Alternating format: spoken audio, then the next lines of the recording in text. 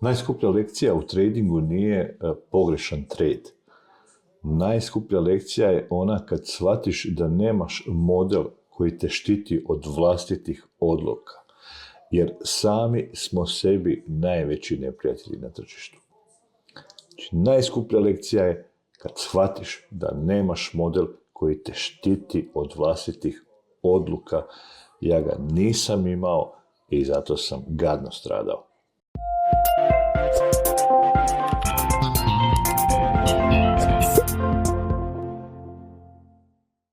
U jednom periodu tradeovi su počeli sjedati, profit je dolazio brzo, mislio sam da sam napokon shvatio tržište, ali ono što tada nisam imao bio je okvir koji će mi filtrirati moje odluke, koji će me štititi. Ulazio sam na pokrete koji su izgledali uvjerljivo, momentum je izgledao snažno, ali nisam imao proces, nisam imao filter. I shvatio sam, nakon ovih 5-6 godina, da kad nema filtera, svaki pokret, svugdje vidiš priliku. A tržište tada napravi uglavnom ono što uvijek napravi, uzme sve nazad i ja sam to osjetio na svojoj koži. Dakle, nakon tog mog iskustva počeo sam tražiti nešto što je važnije od strategije, od analize. Tražio sam model koji će me zaštititi od vlastitih odluka. Dakle, model koji će odlučiti postoji li trade uopće, prije nego što ja uopće počnem razmišljati o ulazu.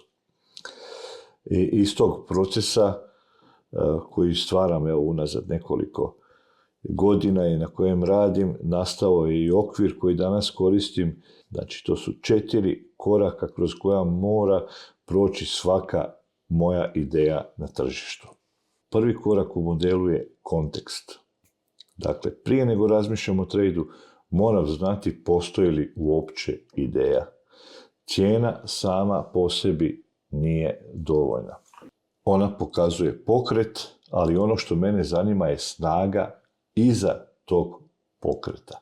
Ponekad cijena napravi novi vrh, novo dno. Na prvi pogled to izgleda kao nastavak trenda u bilo kojem smjeru, u bilo kojoj situaciji. Ali kad pogledaš snagu koja stoji iza tog pokreta, vidiš da snaga to ne potvrđuje. Tako da, evo sada u realnom vremenu imam primjer gdje cijena na AUD USD paru pravi ovdje. Niže do higher low i higher high, nakon što se stvorio higher high u odnosu na ovaj higher low, stvorio se lower low, odnosno niže dno. Ovdje je snaga ispratila cijelu reakciju, međutim ovdje dolazi do nesklada i ovo je situacija koja mene zanima i u ovoj situaciji ja imam kontekst. Dakle, prva stvar je kontekst. Dakle, ono što mene prvo zanima je da postoji kontekst.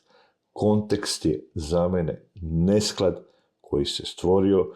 Kontekst je za mene narativ iz većeg time frame-a gdje se ovaj par nalazi u uptrendu, znači australski dolar je sa većeg vremenskog okvira još uvijek dosta jak i ja ovdje imam kontekst, odnosno imam nesklad za potencijalni ulazak u long poziciju.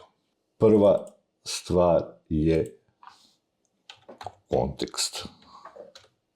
Druga stvar je aktivacija.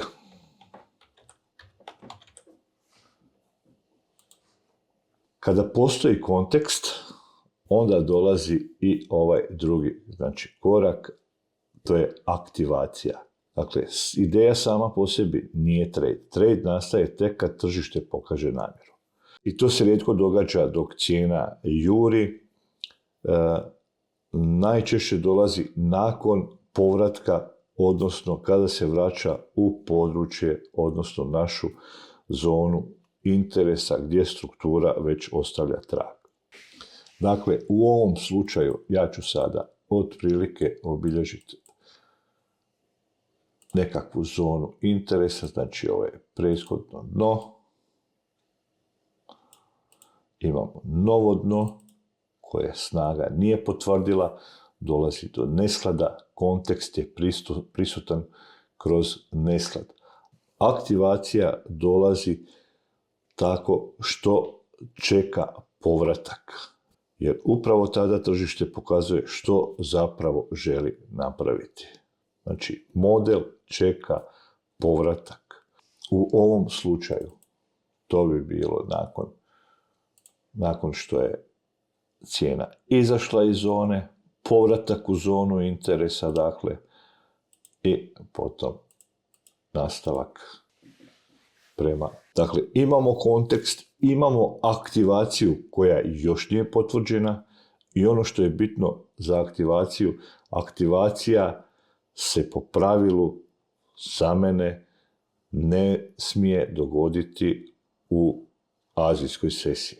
Azijski session, aktivacija ne. Treći i ne manje bitan, ili možda čak i najbitniji, je invalidacija. Prije svakog trejda mora postojati mjesto gdje ideja prestaje vrijediti. Znači, to nije samo stop loss, to je nekakva logička granica ideje. To je mjesto gdje ideja umire. Ako tržište napravi pokret koji poništi nesklad, ideja više nema smisla i tada izlazim bez pregovora sa samim sobom, sa mojim egom. Znači, jedna od najvažnijih stvari koje trader može imati je jasno definirana točka gdje priznaje da je pogriješio i da je ideja pogrešna. To je najvažnija stvar. U ovom momentu znam gdje se točno nalazi moja invalidacija i gdje moja ideja umire. To je ovo dno ovdje, odnosno ispod toga dna.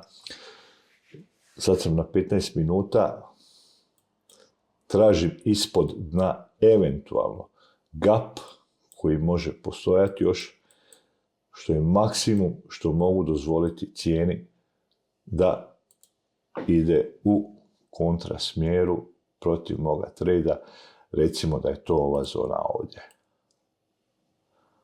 Znači, bitno je da imamo zonu, odnosno točku gdje ideja prestaje da nam vrijedi. Dakle, obilježio sam zonu invalidacije, čekam aktivaciju, zona invalidacije postoji, dakle, zona invalidacije je ova ovdje točka. Četvrta stvar. Znači, nakon što imam invalidaciju, odnosno nakon što znam gdje moja ideja prestaje vrijediti i gdje gubi smisao, kada sam našao točku invalidacije, četvrti korak u ovom modelu je, naravno, kapital. Dakle, četvrta stvar u modelu je kapital. Znači, pozicija nikada ne smije biti važnija od kapitala.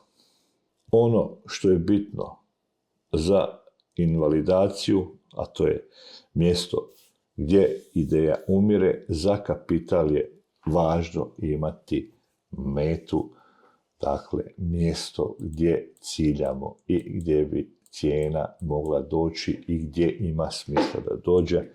U ovom slučaju, ovo što ja sad vidim, je ovaj gap ovdje, znači ovaj disbalans ovdje koji se nalazi točno iznad likvidnosti, znači iznad ovog vrha. Apsolutno ima smisla ova meta. Invalidacija je tu, kontekst kroz nesklad imam, čeka se aktivacija i to je ulazak u trade. Dakle, koliko je samo ovdje vremena dovoljno da se izanalizira, da se procijeni, da se sve pregleda, da se ima jasan uvid u ono što radiš, bez frke, bez panike. Znači, kontekst, aktivacija, invalidacija, kapital, naravno samo po sebi se nameće onda. To je model i ja sam ga nazvao kajk.